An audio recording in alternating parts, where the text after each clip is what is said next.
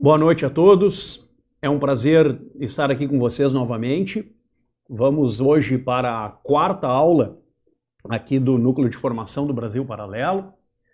E hoje nós vamos enfrentar um gigante da literatura, como procuramos fazer na última aula com o Dante Alighieri, né? Hoje nós vamos enfrentar um autor que, do meu ponto de vista, pelo menos, nos contemporâneos, é aquele que desponta com maior radicalidade no tratamento da consciência humana e da personalidade dos seres humanos. Tá? O modo como a consciência e a personalidade se contrastam no interior da obra do Dostoiévski como um todo. E é claro que se nós fôssemos analisar o Dostoiévski de rigor, uma aula não bastaria. Nós teríamos aqui de ter um curso inteiro apenas para lidar com a obra do Dostoiévski e com os temas que o autor coteja. Tá? A título de exemplo, existe toda uma investigação no campo, por exemplo, da filosofia da estética na obra do Dostoiévski. Tá? As noções de beleza e as noções de esteticismo que existem na obra desse autor. Desculpa, não é muito do meu feitio, mas eu vou fazer apenas uma autopropaganda. Existe uma palestra minha no YouTube, gratuita, aberta, sobre o problema da beleza no Dostoiévski, onde ali eu procuro sintetizar algumas noções de filosofia da estética na obra do autor.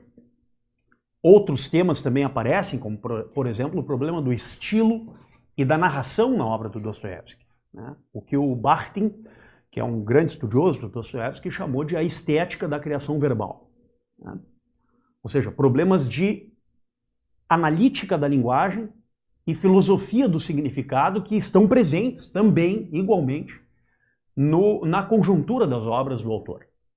Então, muitas são as possibilidades de análise, dada a riqueza da obra de um autor tão extraordinário como é este. Mas o tema que eu gostaria de abordar na aula de hoje com vocês é precisamente a temática que cria a nós uma intersecção entre a literatura e a política. Né? E nós poderíamos levantar uma pergunta a título de início, que seria: há uma filosofia política na obra do Dostoiévski? Essa é a pergunta que aparece. Existe uma filosofia civil suficientemente capaz de explicar a conjuntura das ações humanas compartilhadas na perspectiva das personagens e que possa unificá-las sob uma cosmovisão, que possa narrá-las e explicá-las no fundo intencional dessas personagens? É precisamente este o tema que eu gostaria de enfrentar com vocês hoje, né? Partindo de uma resposta imediata, qual seja: sim, existe uma filosofia política na obra do Dostoiévski.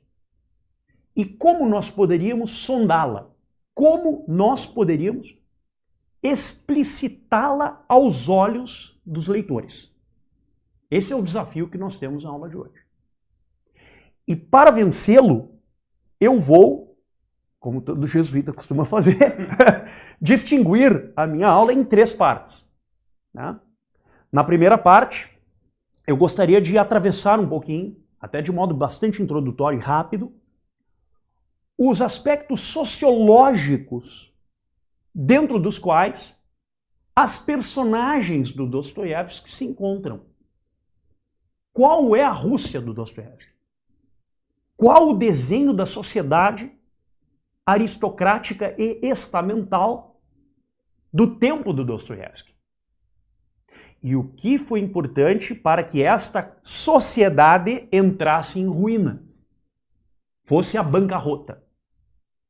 Quais as razões que explicam o efeito sociológico que está presente no fundo da obra do Dostoiévski? Então essa é uma primeira parte que eu gostaria de enfrentar com vocês na aula de hoje.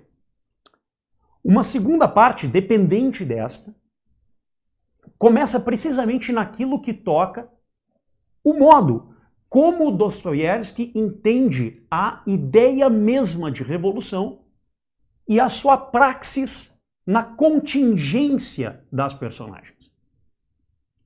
como se forma, em outras palavras, a mente das personagens revolucionárias e o que está no fundo da cosmovisão que essas personagens absorvem.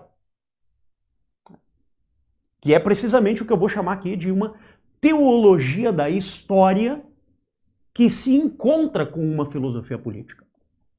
Tá? Nós vamos ver precisamente nessa segunda parte o encontro entre a teologia da história e a filosofia política. Tá? Tendo cada qual, ou aparecendo cada uma das quais, como visões ou ângulos que têm como objeto um mesmo ponto. Tá? Que é explicar a ideia de redenção e ressurreição da sociedade perante um novo mundo e um novo tempo. Tá? Um novo mundo, o aspecto teológico histórico. Um novo tempo, o aspecto filosófico político. E como essas duas visões se unificam.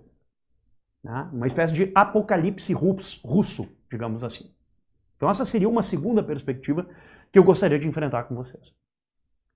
E na parte final, eu gostaria de propor uma filosofia política e civil na obra do Dostoiévski, tomando por base uma obra em particular, que é esta aqui, Os Demônios. Tá? Eu, ao final, vou sugerir a leitura, né, de um artigo que eu mesmo confeccionei e publiquei nos cadernos do Instituto Atlantos, recentemente. Tá? Um artigo que fala especificamente sobre essa nova propositura de filosofia civil, tomando por base Os Demônios, do Dostoiévski. E aí nós fechamos a aula de hoje. Claros os pressupostos da aula para todos, sim ou não? Claríssimos. Muito bem. Então, vamos adelante. Né? Toda a sociologia por trás da obra do Dostoiévski tem de partir de um autor anterior que, de um modo claríssimo, explicita as bases sobre as quais a sociedade onde as personagens do Dostoiévski vivem estão ali de maneira cristalina explicitadas. Esse autor chama-se Ivan Turgenev. E a obra da qual eu estou falando chama-se Pais e Filhos. E o título dessa obra não é gratuito. O Turgenev, nessa obra, apresenta um contraste entre duas gerações que estão presentes numa sociedade russa, patriarcal, estamental, em franca decadência. De um lado, os patriarcas, ou a aristocracia senhora de terras, vista dentro de uma lógica semifeudal, ou muito próxima daquilo que foi o feudalismo no Ocidente medieval, mas com um modelo de estamento social que mistura poder civil e político, posição social e imagem simbólica da representação do poder perante as camadas intermediárias. É como se nós tivéssemos aqui três classes bastante presentes. Primeira, a classe, digamos, dos trabalhadores de terras, né? O proletariado. Uma segunda classe intermediária dos servidores e funcionários públicos, militares, e até, sob certo aspecto, a classe sacerdotal. E uma classe mais alta, que é a classe, digamos assim, aristocrática, formada pelos senhores de terra e pela aristocracia rural daquele momento.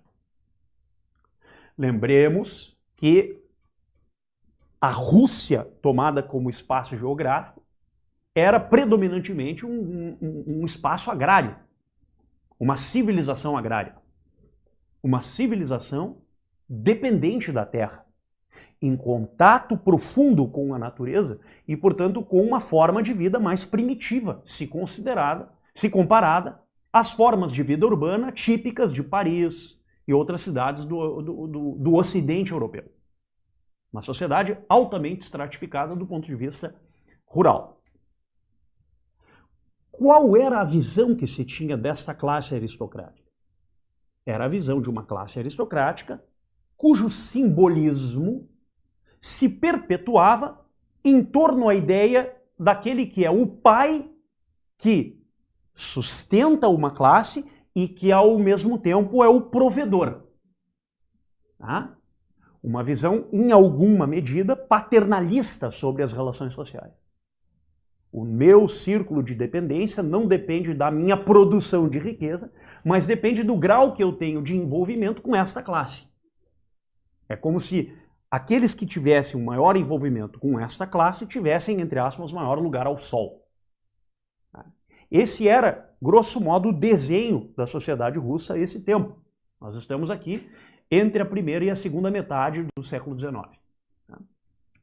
Como o Turgenev descreve as relações entre Nikolai e Pavel, dois irmãos que representam essa classe aristocrática, e o seu filho Adraque, do qual nós podemos ver ali o típico representante ingênuo da nova geração que nasce a partir dessa estrutura estanque de uma sociedade aristocrática rural. O nível de tensão que se estabelece entre essas personagens na obra do Turgenev demonstra que Adraque e o seu melhor amigo, Bazarov, um típico estudante de medicina, cético, ateu, antirreligioso e amplamente contrário a essa sociedade patriarcal, e que influencia ao mesmo tempo Adraque, o filho de Nicolau e Pavel, nós percebemos claramente uma estrutura tensional que vai se apresentando na obra Pais e Filhos e que revela mais do que uma luta de classes.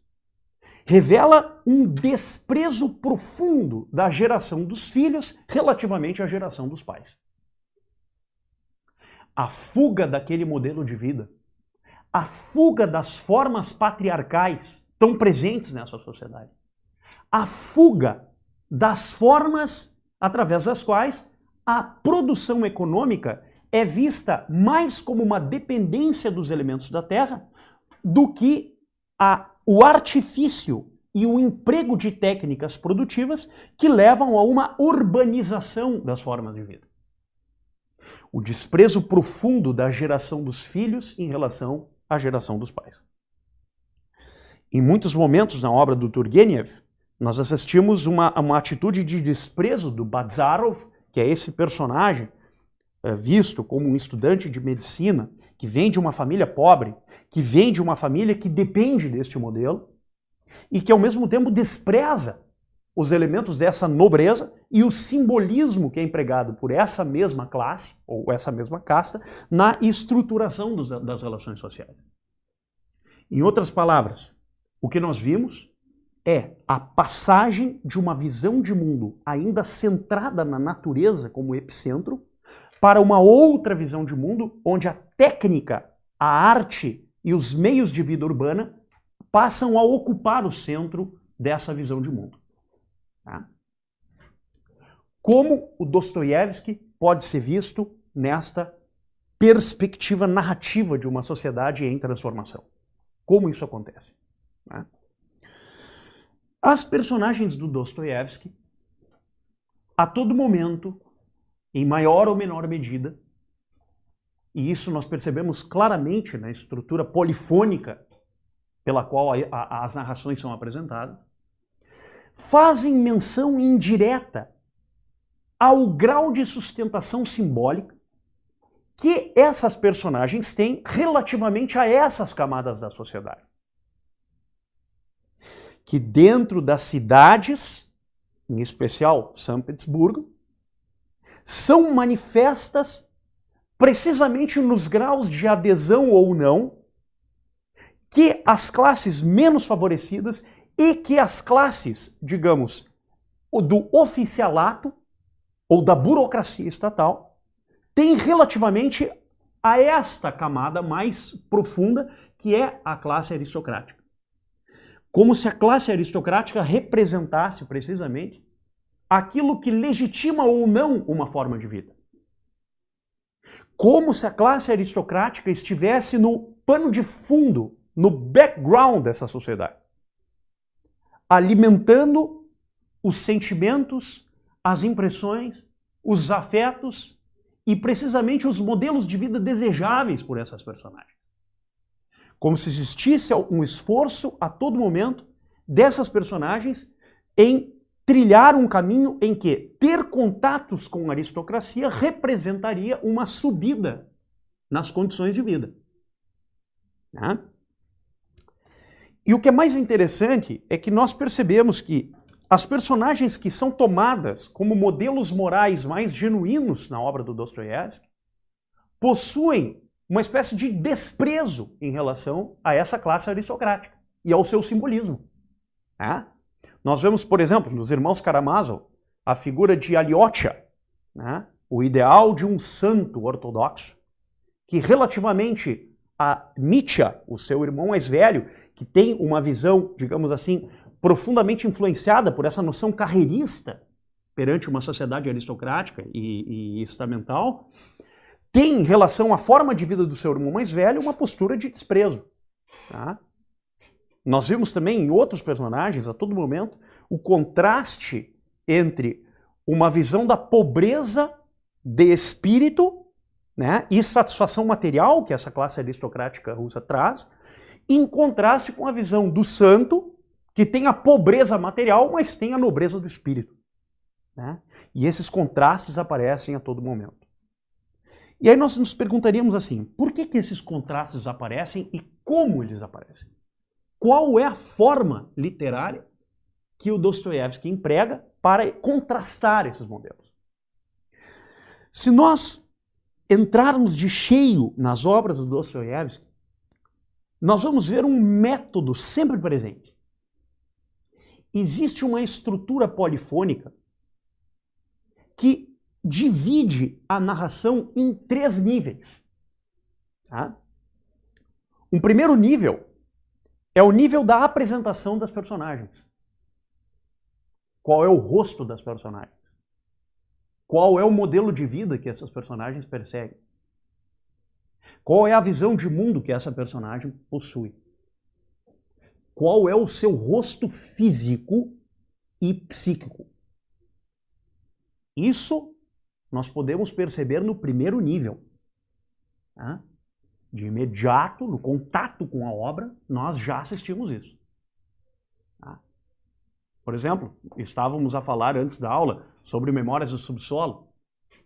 Tá? Ao iniciar a leitura, nós já sabemos do que se trata. Tá? Alguém que tem uma visão de si absolutamente radical. Tá? Quer dizer, é um nível de autopunição como se pouco se viu na história da literatura universal. Tá? Então nós já identificamos de cara do que se trata. A partir dessa identificação nós vamos trilhando todo o resto. Tá? Ainda que neste caso específico do Memória do Subsolo se apresente uma narrativa autopessoal. Tá? Quer dizer, é em primeira pessoa que a personagem vai narrando e traçando essa linha de autointerpretação. Tá? Só que, mesmo que nós ficássemos presos a esse primeiro nível, o entendimento do significado mais profundo dessa narração ficaria obscuro para nós, se nós não considerássemos um segundo nível. Um segundo nível que se revela aos poucos, mas que também está presente desde o primeiro instante, tão logo nós tomemos contato com esse primeiro nível. Esse segundo nível, nós vamos chamá-lo de a apresentação do cenário sobre o qual essas personagens agem e demonstram as suas respectivas intencionalidades. Tá? Ou seja, esta personagem, como, sei lá, a Gotchenka nos Irmãos Karamazov, ou qualquer outra personagem, né? No Idiota, por exemplo, na Natasha Filipovna, e outras personagens, que nós poderíamos ver aqui, você identifica quem é, mas você precisa de uma ampliação do imaginário para dar conta do cenário dentro do qual essas personagens interagem e se revelam aos poucos. Tá? E esse cenário que se abre e que se expande, ele não é algo imediato. Ele é algo que nós vamos pescando à medida em que vamos entrando no fundo dessas personagens. E por isso que, embora esse segundo nível seja perpendicular às personagens, ele só é acessível quando nós contrastamos essas personagens. E tomamos conta, e nos damos conta do grau efetivo e radical de intencionalidade subjacente a essas ações. Tá? É um grau que lida com, digamos, as responsabilidades e as exigências morais. É o grau daquilo que o Paul Ricoeur chama de o grau de solicitude das personagens. Né? O que é solicitado dessas personagens. Então é o nível de responsabilidade e de exigência, né, que se apresenta a essas personagens. Né? Por exemplo, é a voz que contrasta, por exemplo, a voz da Anastácia chamando Raskolnikov no Crime e Castigo depois da realização do crime. Só que essa voz não fica só no âmbito exterior. Não é só aquela voz externa emitida para causar um frenesi cognitivo na estrutura da personalidade do Raskolnikov. Existe um convite ao leitor para que ele suba a um nível ainda mais profundo, que é o terceiro, que é o nível do que eu vou chamar de a voz que medeia o interior e o exterior das personagens. E a voz que, portanto, fala ao interior dos leitores. Ao interior daqueles que entram na obra. No sentido de que nós, quando, por exemplo, nos deparamos com os dilemas existenciais e psicológicos de um sujeito como Raskolnikov, nós somos convidados a nos colocar no lugar dele. E a pensar o que nós faríamos nesse caso. E como nós sairíamos dessa responsabilidade moral e jurídica. E quais os contrastes que se apresentam dentro de nós e que nos levam a buscar respostas mais profundas, que não se resolvem só na narração explícita, mas que estão nas entrelinhas, no âmbito implícito da narração, onde nós vamos colhendo respostas desde um ponto de vista do observador que, antes imparcial, se torna cada vez mais parcial. Nós recebemos um convite do Dostoiévski para, em outras palavras, entrarmos nas narrativas dele. E entrarmos de cheio. Entrarmos com um grau de consciência onde esta voz, como se fosse aqui um exemplo análogo, uma voz socrática, o daimon socrático, que cala fundo no interior e cala fundo na dimensão implícita da narração. E essa voz é precisamente aquela que toca o elo compartilhado dos seres humanos. Esse grau interdito universal, né, que a razão como tal não é suficientemente capaz de descortinar. Nós precisamos de um âmbito mais implícito e mais profundo do que o próprio intelecto para desobstruir esse mundo e acessá-lo com graus de revelação conscientes. E isto é o que precisamente nós poderíamos chamar de consciência. Tá? A psique, a alma, a substância do eu humano que exige um mergulho profundo para dentro do próprio interior a fim de descortinar aquilo que a razão obstrui, né, obscurece, para deixar que o interior humano fale mais alto. E por isso mesmo que quando nós nos deparamos com narrativas como esta aqui, do Memórias do Subsolo, nós nos espantamos porque nós nos vimos aqui.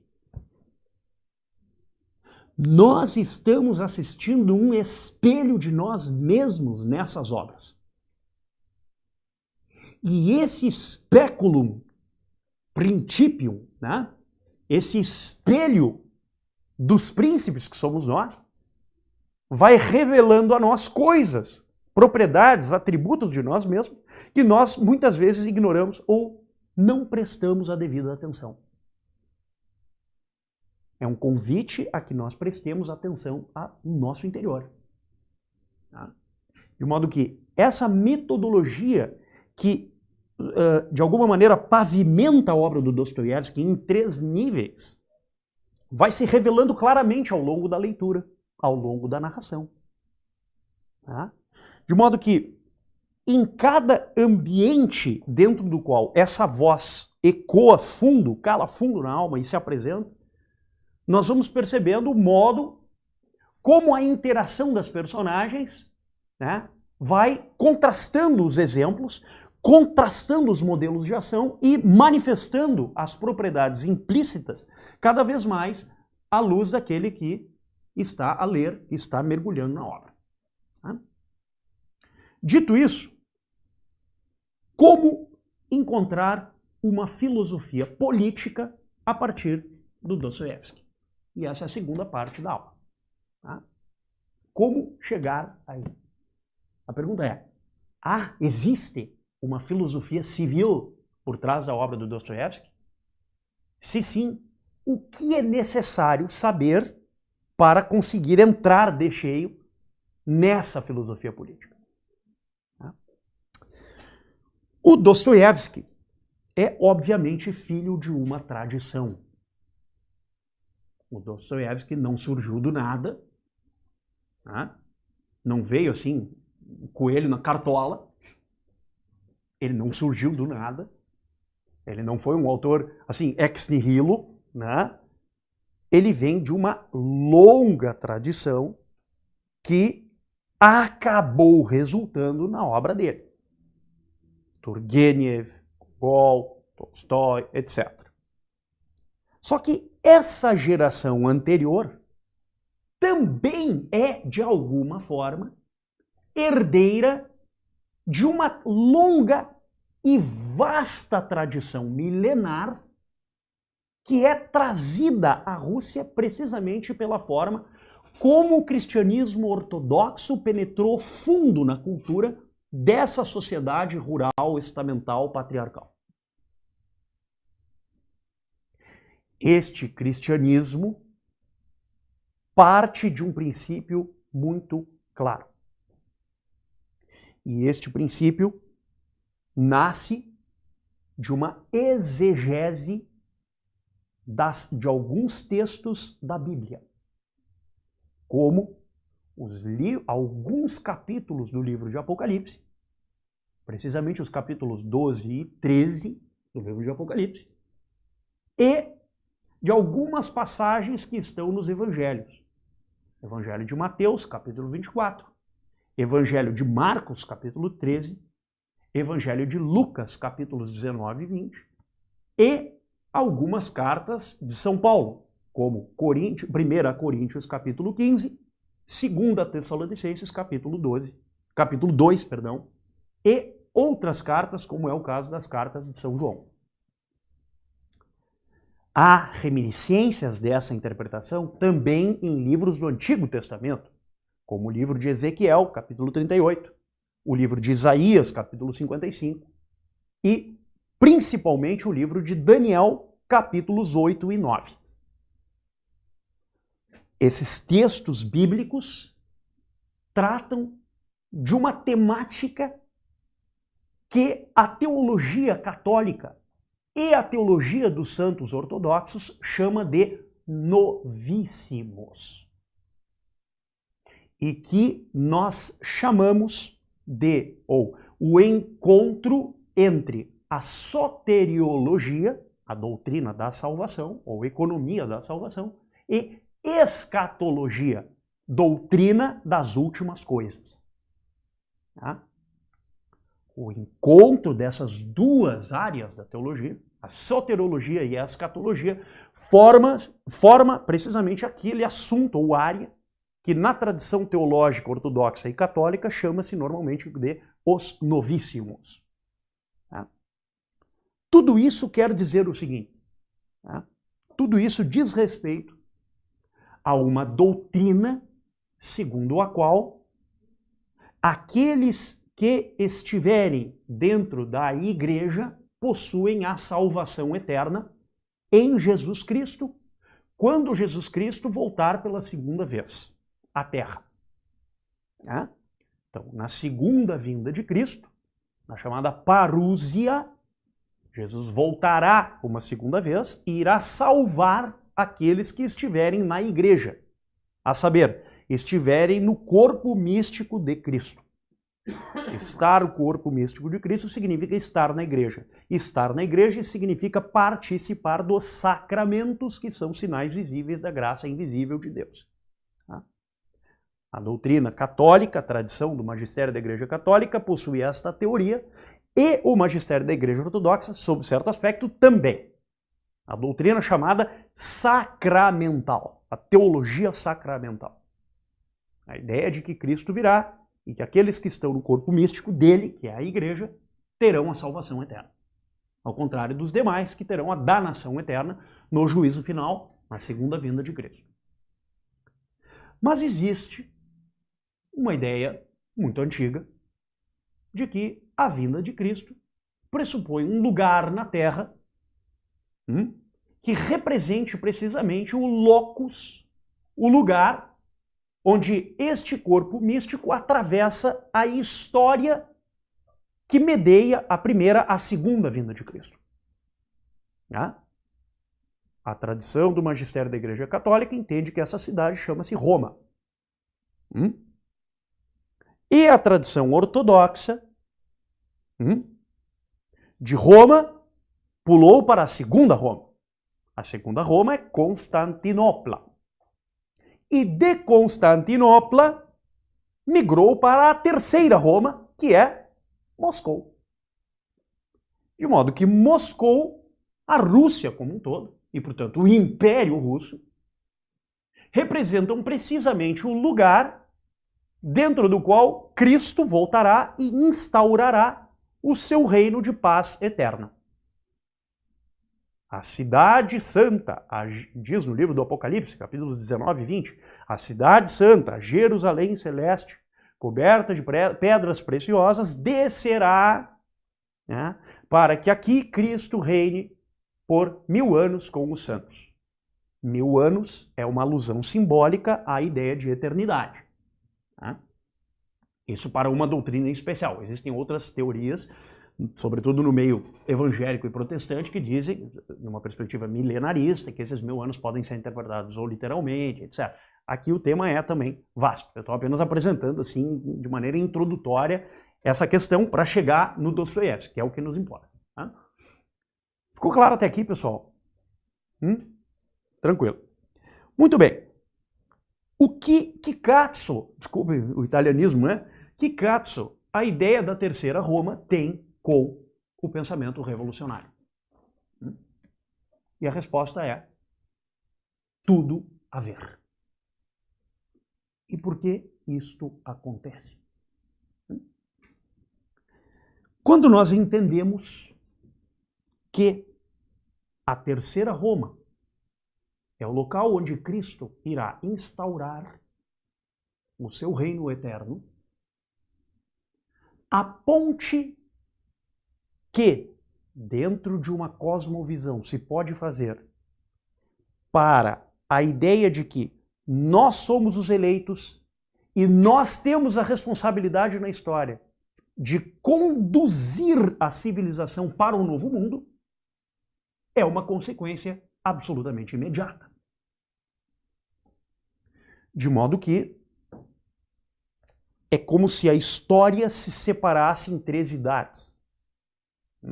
O Joaquim de Flora, por exemplo, que é um autor medieval, falava nisso. Como se a história tivesse 3 etapas. O Eric Feiglin também fala disso no Nova Ciência da Política. A primeira idade do pai, a segunda idade do filho e a terceira idade do Espírito Santo. Uma linha de interpretação desta visão trinitária da história coloca a idade do Espírito Santo na eternidade. Mas uma outra linha de interpretação coloca a idade do Espírito Santo na própria história. E, portanto, nós, aqueles que pertencemos à Terceira Roma, nós, os filhos da Santa Mãe Rússia, somos os portadores da verdade universal. E temos de conduzir a Rússia para um novo mundo, para uma civilização em que o ser humano será novo, para uma cidade perfeita aos olhos da humanidade. Em última análise, para um novo mundo onde só a revolução pode nos levar. Veja que os efeitos antropológicos disso são notáveis. Porque a primeira exigência de que se tem, aqui, neste caso, é que a natureza humana precisa passar por uma transformação radical. A ideia do pecado original se contrasta com o estado de inocência do habitante desse novo mundo. O novo ser humano, a nova natureza humana, a ideia de uma perfeição e, portanto, de uma beatitude, que podem ser realizadas na história. Nós que somos portadores da verdadeira voz dos céus, somos agora capacitados para levar a Rússia ao seu local de origem, a saber, a Terceira Roma. E vamos construir aqui na história o Pantocrator, Jesus Cristo, Rei dos Reis e Senhor dos Senhores. E para fazê-lo, nós não temos outra alternativa senão unificar todas as ideias centrais de autoridade que existem, a sacerdotal e a temporal. Somos impelidos a fundir a autoridade eclesiástica com o poder político, a igreja com o Estado. E a fusão da autoridade espiritual com o poder temporal será o caminho para que Cristo reine na história. Vejam da onde vem o desenho das instituições russas na história. E a maneira como a tradição ortodoxa foi preparando o cenário para que o povo da mãe russa fosse tomado em duas acepções. O povo eleito para levar a Nova Jerusalém e o povo portador da transformação da natureza humana. O povo que vai desbancar o velho homem, o homem da aristocracia patriarcal e estamental, e vai conduzir a sociedade ao novo homem. Aquele que, em desprezo à terra e à propriedade, viverá no meio urbano, não como um comerciante mesquinho e egoísta, mas como um ser humano dotado de ciência e razão. Ciência e razão, os postulados centrais da vida nova, da vida desse novo mundo, da vida dessa nova ordem que o mundo precisa para chegar ao seu clímax. Percebemos no interior da Santa Mãe Rússia toda uma cosmovisão que, explicitada teologicamente, vai conduzindo ao ideal de revolução. A ideia de que a revolução é o caminho para a transformação. Que nós podemos abdicar dos princípios do estamento rural para viver uma sociedade em que o esclarecimento, a igualdade e a autopreservação serão os princípios militantes. A pergunta, portanto, que não quer calar é esta. Se a revolução é o caminho para a realização futura do reinado de Cristo e para o ideal de perfeição de uma comunidade política que somente com a revolução civil poderá vir, se isto é assim, então a pergunta é: como fazer esta revolução? Qual é o caminho para lá? Nos Demônios, o Dostoiévski nos apresenta, em diversas passagens, o modo como isso acontece. Ele nos explicita na obra como esse caminho deve ser traçado. Eu vou me permitir ler a vocês algumas passagens de como isso começa. Um dos personagens centrais dos Demônios é um sujeito chamado Piotr Stefanovich Verkovensky, que é uma espécie de psicopata, né, cuja vida social é baseada na, digamos, duplicidade dos atos e das intenções e na confusão entre bem e mal. E, portanto, na confusão entre confiança e ódio. Né? Como se bem e mal, confiança e ódio, insegurança e insensatez fossem estados emocionais sempre presentes nas demais personagens, a partir das narrações que envolvam este personagem central, que é o Piotr Stefanovich Verkovensky. E vejam que coisa curiosa isso aqui.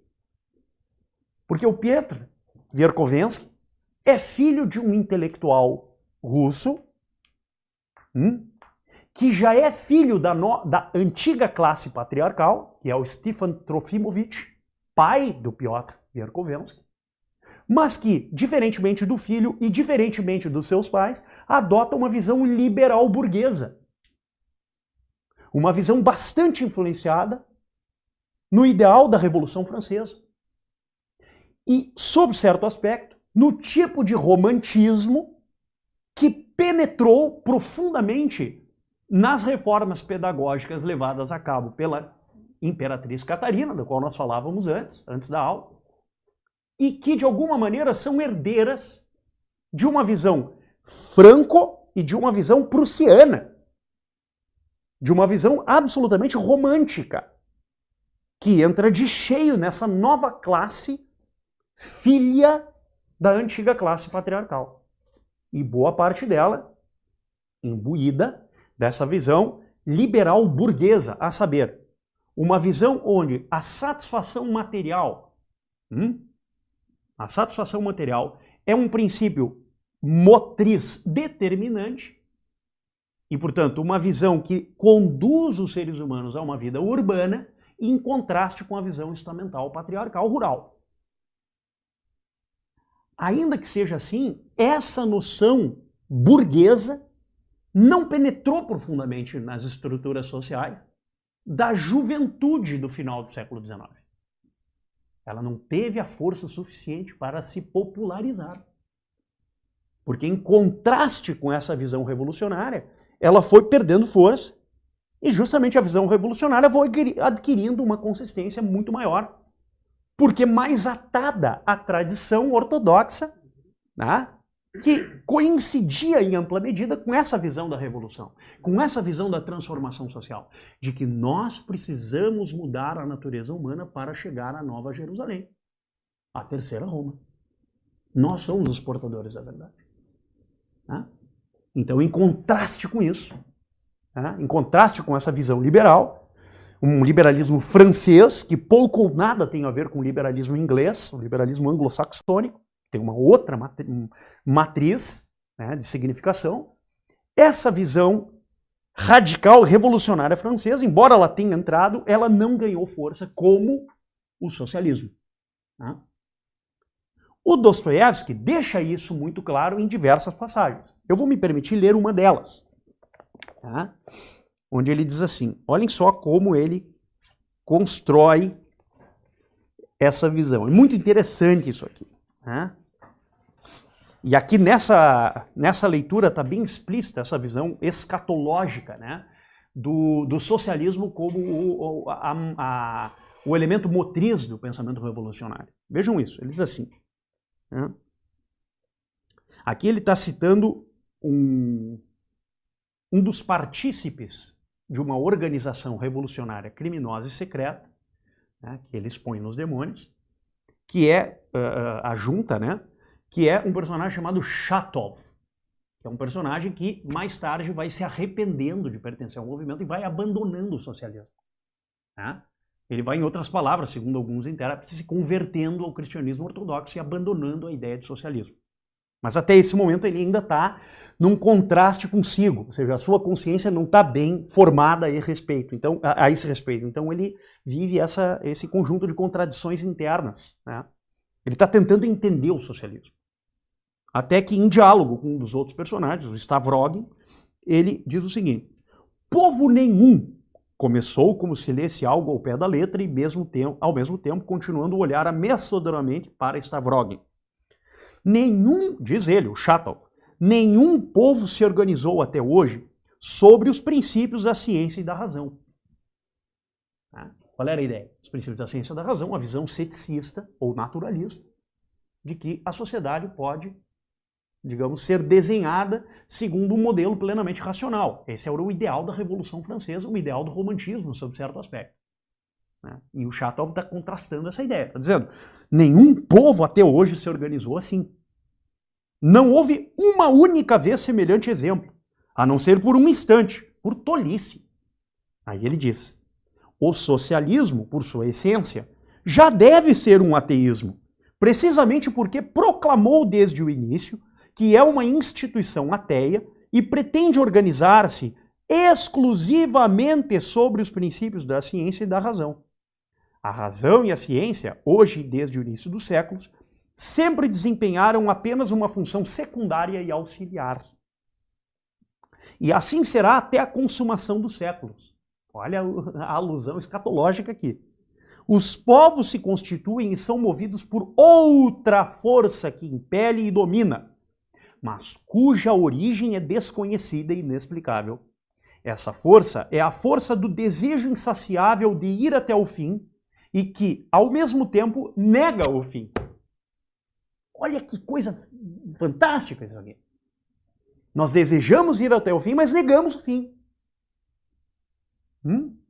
Qual é a ideia de ir até o fim? A ideia de chegar à perfeição. Mas, ao mesmo tempo, nós negamos a ideia de perfeição. Então, como é que funciona isso? E aí ele continua.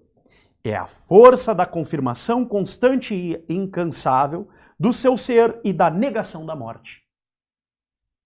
Em outras palavras, a ideia de que, segundo os princípios da ciência e da razão única exclusivamente, os princípios da natureza, que é a base do socialismo, uma das bases do socialismo, a natureza humana deveria ser eterna.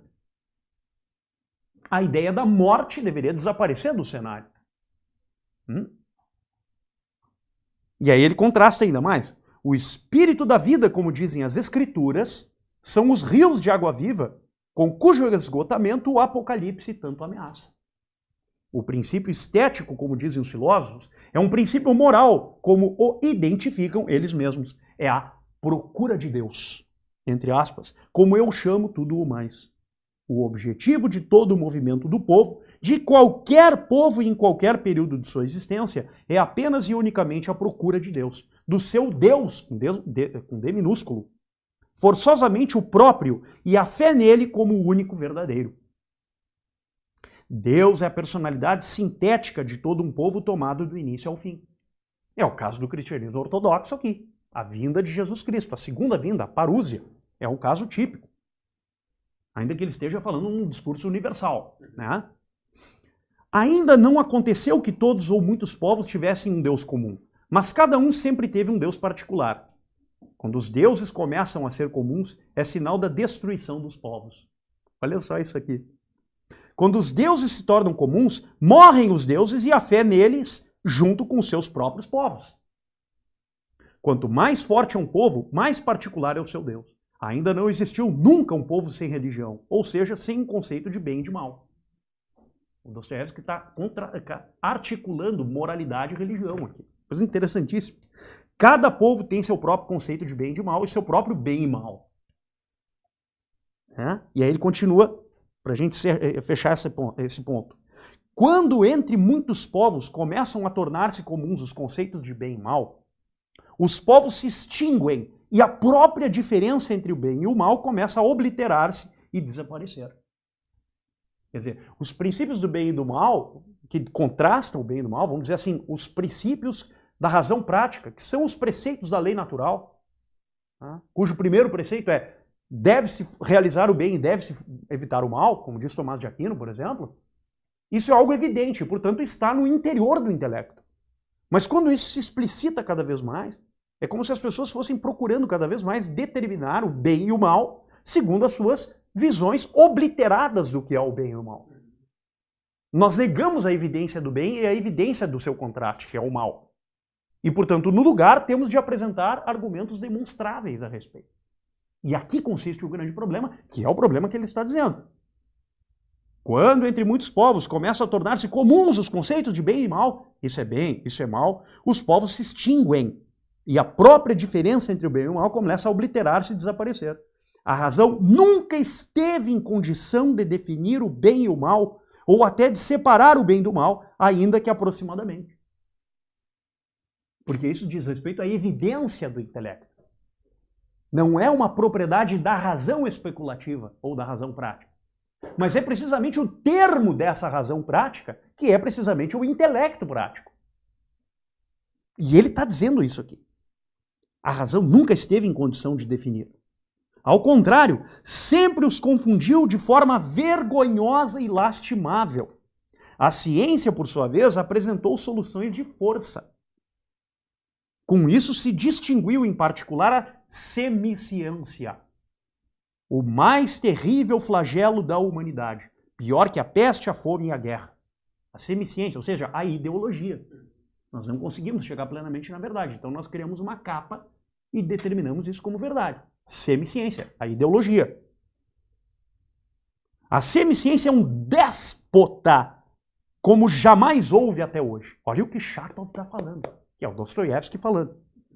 É um déspota que tem os seus sacerdotes e escravos. Um déspota diante do qual tudo se prosternou com amor e uma superstição até hoje impensável. Ele está chamando a semiciência de supersticiosa. E como princípio de divisão social, sacerdotes e escravos. Aqueles que compram a verdade e aqueles que se afastam dela para servi-la. Por vontade ou não. É um déspota que tem seus sacerdotes e escravos. É um déspota diante do qual tudo se prosternou com amor e uma superstição até hoje impensável, diante da qual até a própria ciência treme e é vergonhosamente tolerante. Parece que a gente está falando do século XXI. E nós estamos no século XIX e parece que nós estamos vendo um autor dos nossos tempos falar. Ou seja, qual é a medida dentro da qual a natureza humana é perfeita e alcança um estado de beatitude nessa nova terceira Roma? Se não a semiciência, se não uma ideologia que substitui a realidade para formar um conjunto de conceitos e definições que coincidam com esse mundo imaginado. Que convirjam para esta nova civilização, esta Jerusalém celeste que virá a descer do céu. Somente uma semiciência é capaz de fundir a história com a meta-história, o tempo com a eternidade, a alma com a história e, portanto, a consciência com a alienação de si nessa própria história.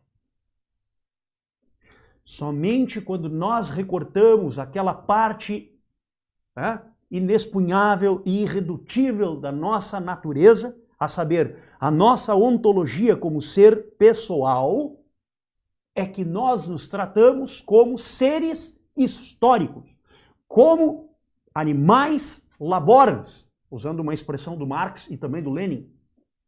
como animais cuja natureza é vista desde um ponto de vista meramente material e psicológico, desconsiderando a nossa capacidade intelectual, a nossa faculdade da alma mais alta, que é o intelecto, cujo termo é precisamente o conhecimento da verdade e do bem.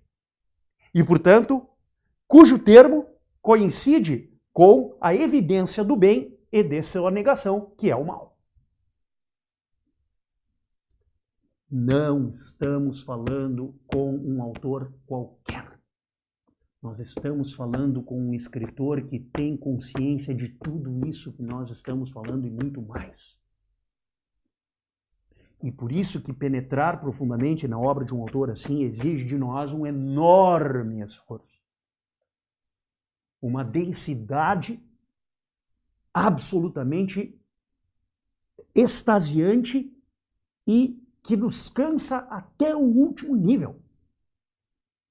Porque na leitura desse segundo nível, que é o cenário dentro do qual as intencionalidades se apresentam, nós precisamos reivindicar esse terceiro nível, que é o dessa voz.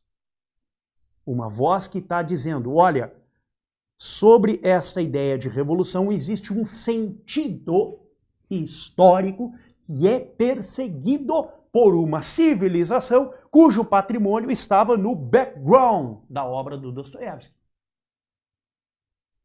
Um background do qual ele se valeu para levar adiante a sua monumental obra literária, que é uma verdadeira maravilha, eu diria, da civilização humana.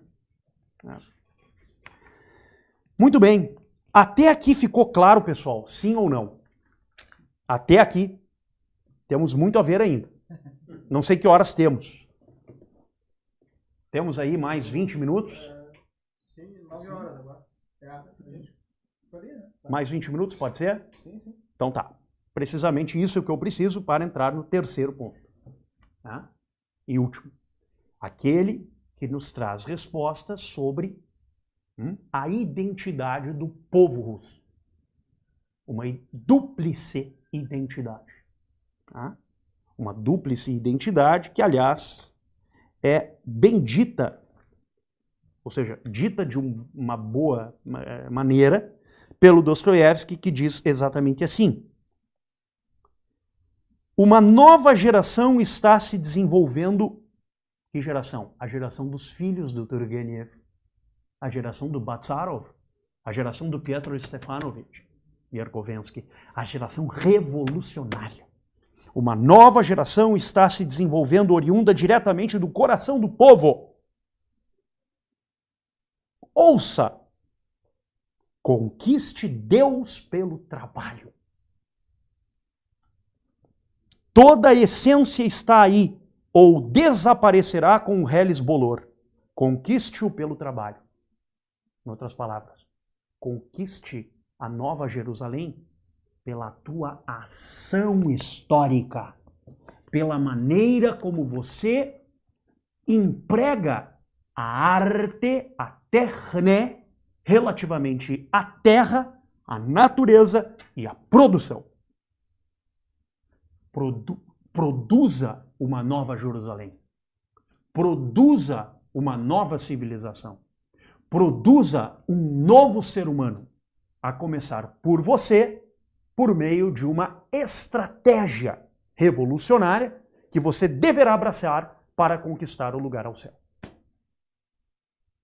Que estratégia é essa? Essa estratégia começa na seguinte passagem. E aqui eu vou começar a desenhar o que eu vou chamar de uma proposta de filosofia política a partir da leitura do Dostoiévski. Estou sujeito a críticas. Eu escrevi isso num artigo que eu vou mandar para vocês e eu estou pedindo que façam críticas, que me mostrem erros, que me mostrem se alguma coisa não ficou bem adequada, porque eu mesmo sou o maior interessado em saber o conteúdo dessas críticas. Tá? Mas eu vou apresentar a vocês, em poucas palavras, uma proposta de filosofia política a partir da leitura do Dostoiévski. Tá? Tudo começa na seguinte passagem, onde diz assim: a Santa Rússia é um país de madeira, miserável e perigoso. Um país de miseráveis orgulhosos em suas camadas superiores. A aristocracia patriarcal. Enquanto a imensa maioria mora em pequenas esbás de alicerces instáveis. Ela ficará contente com qualquer saída. Basta apenas que lhes expliquem bem. Só o governo ainda quer resistir, mas fica agitando um porrete no escuro e batendo na sua própria gente. Ele está se referindo aos militares e à classe burocrática.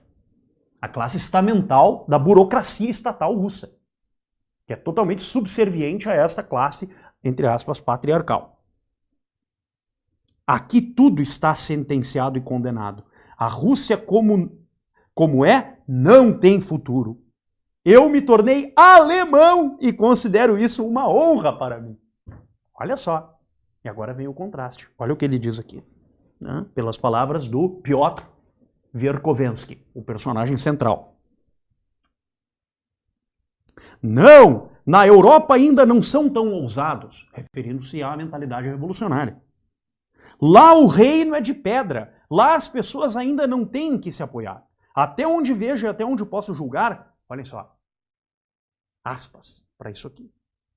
Toda a essência da ideia revolucionária russa consiste na negação da honra. Gosto de ver isso expresso de modo tão ousado e destemido. Não! Na Europa isso ainda não será compreendido. Mas aqui é precisamente para essa ideia que todos haverão de precipitar-se. O ódio da classe proletária pelo estamento patriarcal. Qual é a alternativa? Tirar aquele símbolo, descortinar aquela linguagem simbólica, a que nós chamaríamos aqui de direito à honra, que sustenta a imagem desta velha ordem, deste velho mundo, desta natureza humana caída, deste pecado original presente que se manifesta na soberba, no orgulho e na vaidade. Precisamos remover isso. E ao invés do direito à honra, nós colocaremos no lugar o direito à desonra. Olhem só como ele diz. Para o homem russo, a honra é apenas um fardo supérfluo. É um fardo supérfluo. Nós precisamos abdicar, podemos abdicar da honra. Isso é um fardo para nós. Aliás, diz ele, em toda a sua história sempre foi um fardo. A ideia do orgulho russo, né?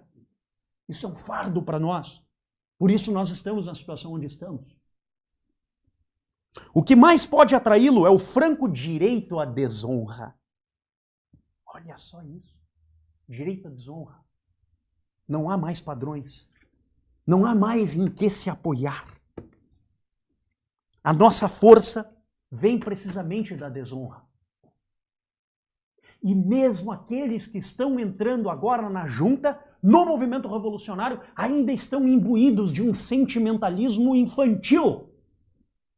Um sentimentalismo que nos impede da ação revolucionária. Que faz com que a nossa ação revolucionária não seja tão eficaz como poderia ser. Porque em nome do sentimentalismo, nós ainda mantemos o direito à honra. E mantendo o direito à honra, respeitamos uma suposta, aspas, dignidade alheia. Isso terá de desaparecer entre nós. Continua ele. Entre nós, o socialismo vem se difundindo predominantemente por sentimentalismo. Mas aí há um mal, esse alferes com mania de morder. De vez em quando a gente esbarra neles. Depois vem os vigaristas genuínos. Bem, esses são uma gente boa. Por que os vigaristas são gente boa? Porque eles contrastam com a expectativa moral de cumprimento dos contratos e, portanto, da manutenção da sociedade patriarcal. Olha só. Depois vem os vigaristas genuínos. Bom, esses são gente boa. Às vezes muito proveitosa gente, mas se perde muito tempo com ela. Precisa-se de uma vigilância infatigável. O que é a vigilância? A vigilância da camada superior da junta que levará à organização revolucionária. Por fim, a força mais importante, o cimento que liga tudo, olha só isso aqui, é a vergonha da própria opinião. Isso sim é que é força. Quando a sociedade patriarcal começar a envergonhar-se da própria opinião, aí estaremos com a força total. Eu saquei, portanto, nessas narrativas todas, o que eu chamaria de 5 etapas que levam a organização revolucionária a conquistar o poder. 5 etapas. Primeira etapa. Toda revolução começa no direito à desonra. O direito à desonra aparece para nós como uma primeira etapa. Ou seja, a perda absoluta dos freios. Não há nenhum padrão moral sobre o qual nós devemos apoiar a nossa conduta, as nossas condutas. As nossas ações não terão, digamos, princípios claros e evidentes sobre o bem e o mal. Isso pode ser um uso aleatório ou não a favor das nossas intenções. Só que para que o direito à desonra seja levado a cabo, nós precisamos tornar a opinião do outro lado indefensável perante o público. Nós precisamos contrastar as pessoas e mostrar que há uma divisão de classes no interior da Rússia que mantém essa propositura estamental. Precisamos substituir esta classe estamental por uma nova classe revolucionária que levará a Rússia aí sim à Terceira Roma, a Jerusalém Celeste.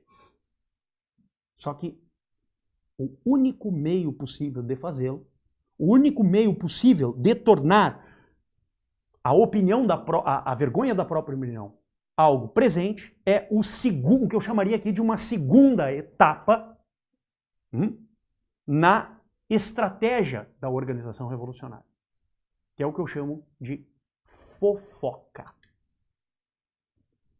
Todas as revoluções que nasceram na humanidade nasceram da fofoca. A fofoca é o princípio das revoluções humanas.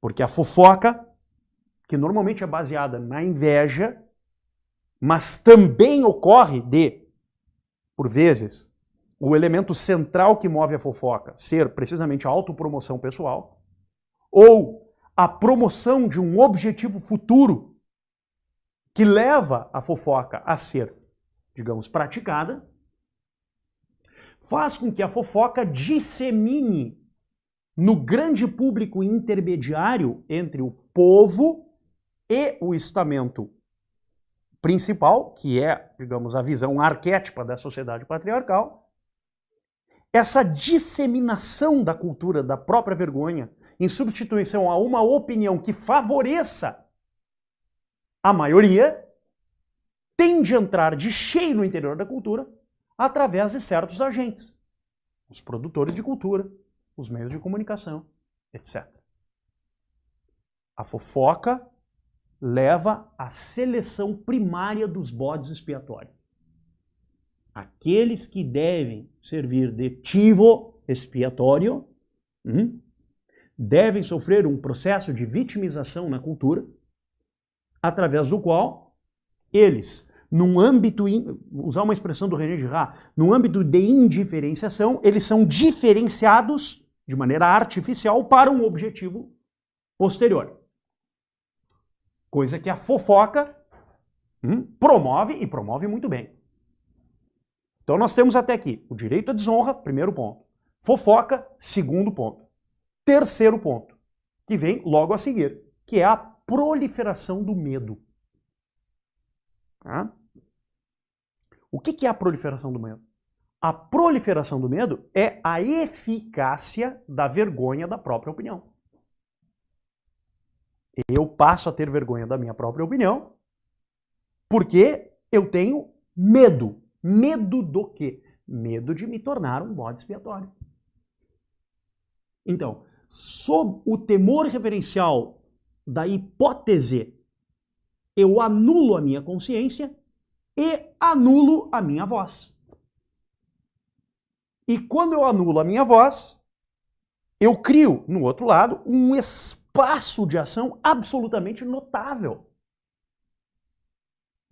Onde a ação histórica, precisamente, coincide e converge cada vez mais com esse ideal de futuro que vai substituindo o presente cada vez mais. O futuro vai substituindo o presente. Mas o futuro vai substituindo o presente não de uma forma cronológica, o que é evidente. O futuro vai substituindo o presente no problema das pretensões, expectativas e visões compartilhadas de mundo das personagens em geral. E o modo como essas personagens interagem umas com as outras. Em outras palavras, a terceira Roma vai substituindo aquela imagem imprecisa e distante de uma terceira Roma absolutamente distante de si mesma. E daí a ideia de um mito do eterno retorno nesse contexto. A proliferação do medo é uma estratégia para que nós voltemos a nós mesmos. E para que aqueles que estão a falar coisas que a sua consciência torporizada lhes diz para fazê-lo, terá agora um elemento de estanque, um elemento de barreira, uma obstrução, que se dará no aspecto dos afetos e no aspecto das paixões humanas. É como se a estratégia de criação de uma nova língua, uma novilíngua, tá, fosse consistente à medida em que a proliferação do medo fosse espalhada e disseminada no contexto social. Nós vemos claramente isso nos Demônios, no contraste entre a figura do governador Lemke, né, e da junta revolucionária que pretende desbancá-lo e desbancar as suas ações. Tá? Porque o Lemke representa precisamente o político que está comprometido com essa visão patriarcal, tá? E que se insere nesta classe. Tá? Primeiro ponto, direito à desonra. Segundo, fofoca. Terceiro, proliferação do medo. Quarto ponto, tá? A modificação dos arquétipos anteriores e disseminação de uma nova cosmovisão. A hegemonização dos objetivos da revolução. Tá? Essa hegemonização dos objetivos da revolução leva, obviamente, a uma quinta e última perspectiva, que é o estabelecimento de uma nova divisão de classe sustentada na diretiva de uma organização político-partidária ou ideológica que assume para si a imagem de representação total da sociedade. De modo que a classe revolucionária e a classe política passam a ser a mesma. De modo que a representação da ordem e a representação da semiciência se fundam no interior desta mesma sociedade. Percebam que o Dostoiévski não nega a ideia presente sempre de representação civil e política no interior de uma comunidade humana. Aliás, o grande princípio de ordem de uma sociedade política é a ideia mesma de representação. Isso estará presente sempre. A diferença é o que exatamente você representa e a qual ordem você se propõe representar quando você assume essa mesma representação, no sentido político e existencial. Esse quinto seria a fusão da classe política com a... não entendi que eu notei aqui. Com a classe revolucionária. Com a classe revolucionária. Com a semiciência. Que, e isso é o mais espantoso, se coaduna bem com a fusão entre classe revolucionária, classe política e classe sacerdotal. Onde a igreja ortodoxa e a classe revolucionária se fundem numa estratégia comum de persecução ao paraíso terrestre. Vamos ver o que o Lenin tem a dizer a respeito. Antes de passar para o Lenin, Marcos, só uma pergunta. Tentando grosseiramente trazer para um exemplo, só para ter certeza que eu entendi as etapas, tá? Na questão do direito à desonra, né? Passa a ser um direito meu. Primeiro, eu identifico o código ético vigente como uma manutenção do status quo da classe dominante. Aham. E aí, então, se eu participar desse código ético, eu estou corroborando a dominância na sociedade. Exatamente. Então eu preciso, como única estratégia para derrubar esse status quo, atacar e desonrar essa classe. Exatamente. E aí eu, como junta revolucionária, propago a fofoca para derrubar, para fazer essa desonra, eu uso a fofoca como estratégia, que ela é pautada na inveja dessas classes que são superiores. Ela é da parte do povo. Da parte do povo. O povo tomado como, digamos, instrumento da como transformação.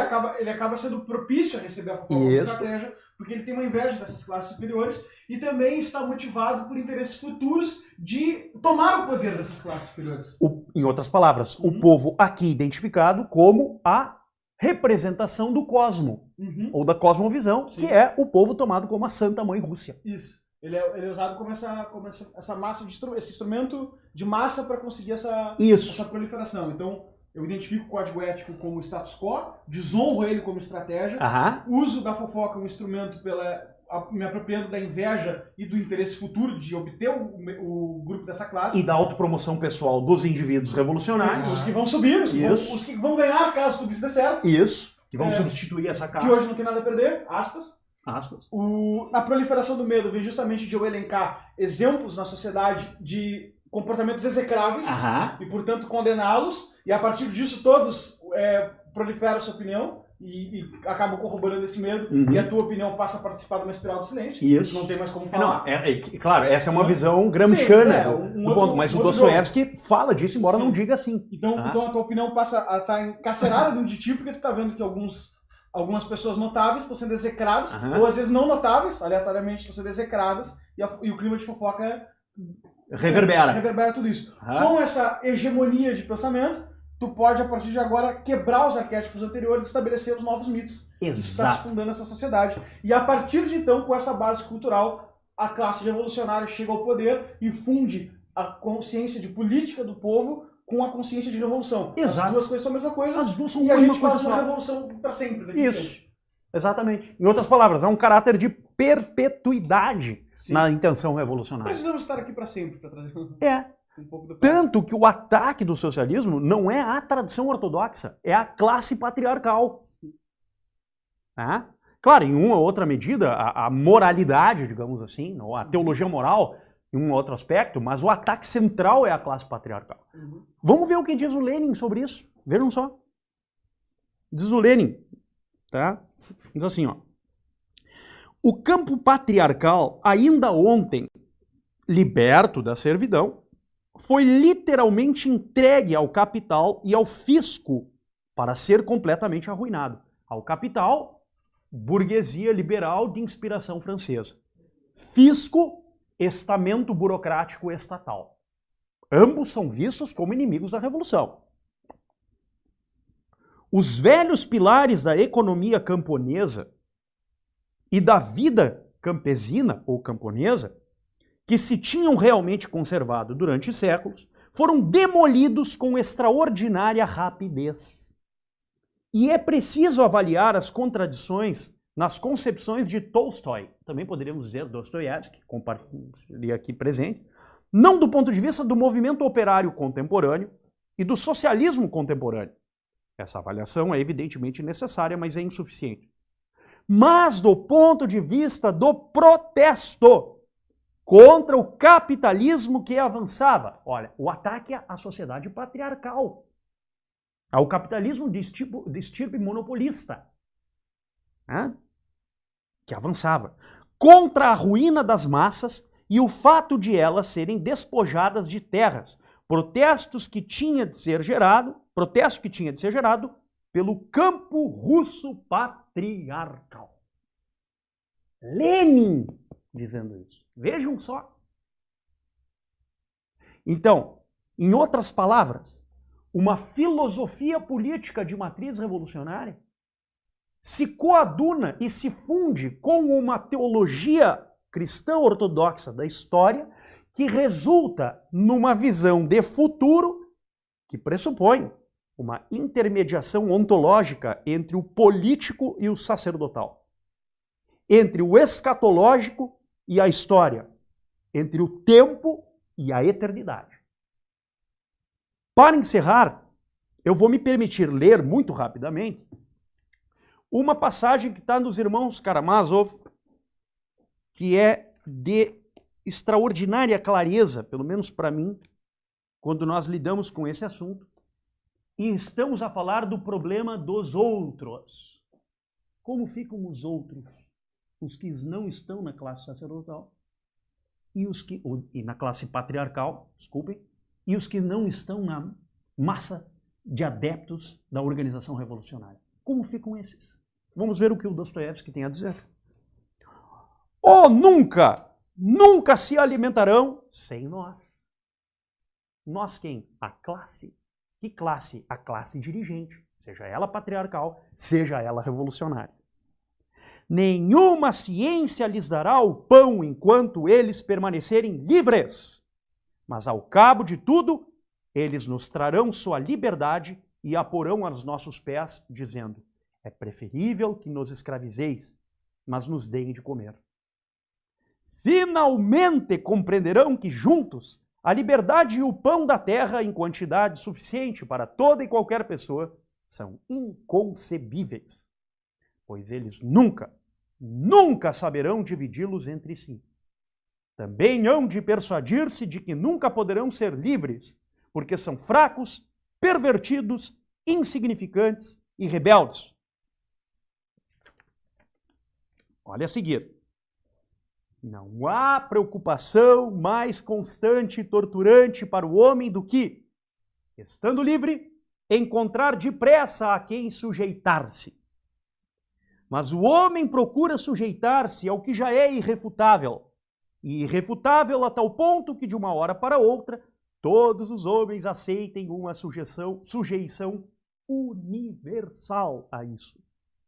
Porque a preocupação dessas criaturas deploráveis não consiste apenas em encontrar aquilo a que eu ou outra pessoa deve sujeitar-se, mas em encontrar algo em que todos acreditem e a que todos se sujeitem, e que sejam forçosamente todos juntos. Pois essa necessidade da convergência na sujeição é o que constitui o tormento principal de cada homem individualmente e de toda a humanidade desde o início dos tempos. Por se sujeitarem todos juntos, eles se exterminaram uns aos outros a golpes de espada. Tu mesmo lançaste as bases da destruição de teu próprio reino e não culpes mais ninguém por isso. Entretanto, foi isso que te propuseram? Existem 3 forças, as únicas 3 forças na Terra capazes de vencer e cativar para sempre a consciência desses rebeldes fracos para a sua própria felicidade. Essas forças são o milagre, o mistério e a autoridade. Tu rejeitaste a primeira, a segunda e a terceira, e deste pessoalmente o exemplo para tal rejeição.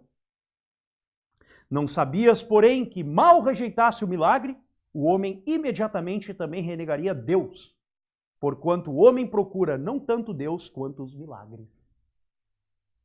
Não quiseste escravizar o homem pelo milagre e ansiavas pela fé livre e não pela miraculosa.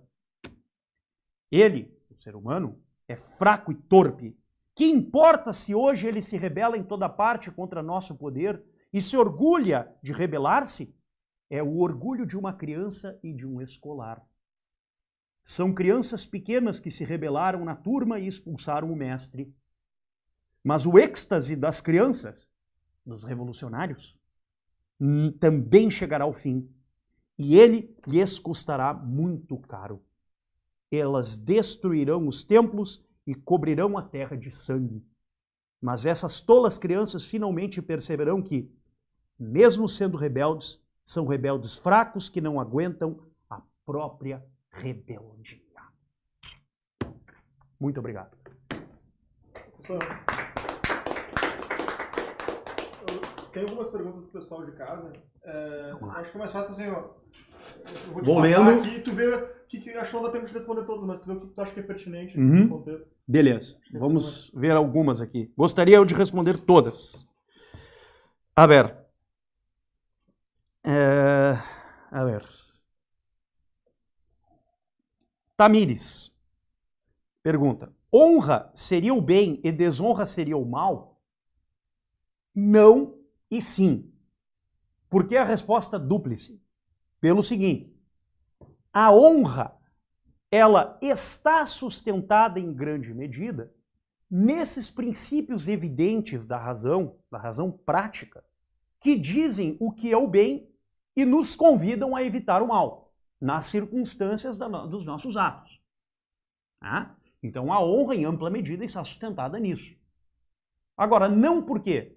Porque a concepção de honra que adotou a sociedade patriarcal russa, que é alvo de crítica da obra do Dostoiévski, alarga muito esse conceito de bem, colocando no lugar um esteticismo fajuto e absolutamente pueril, né? Que não tem outra razão senão sustentar um ideal de usos e costumes e práticas que concretizam formas de vida que, de alguma maneira, partem ou tomam a noção de honra como uma noção supérflua, né?